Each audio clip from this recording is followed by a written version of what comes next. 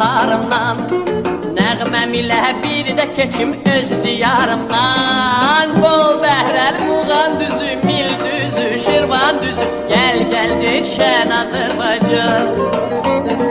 Tər güllər şəfalıdır, göy gölmə səfalıdır, hər yanı gülşən Azərbaycan. El qızlar düzüm düzüm Kür qırağında, min gül açır Gəncəmizin hər budağında.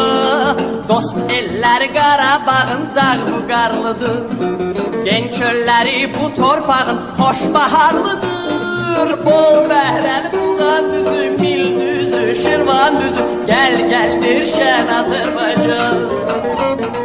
Tər güllər vəfalıdır, göy gözlə səfalıdır, hər yanı gülşən Azərbaycan.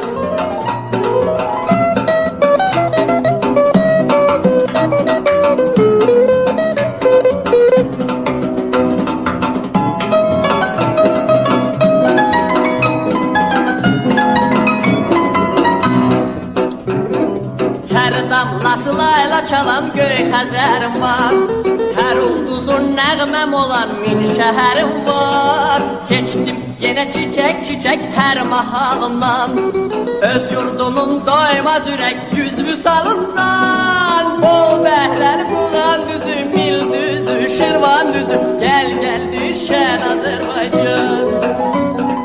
Tər güllər vəfalıdır, göy göllə səfalıdır, hər yanı gülşən Azərbaycan.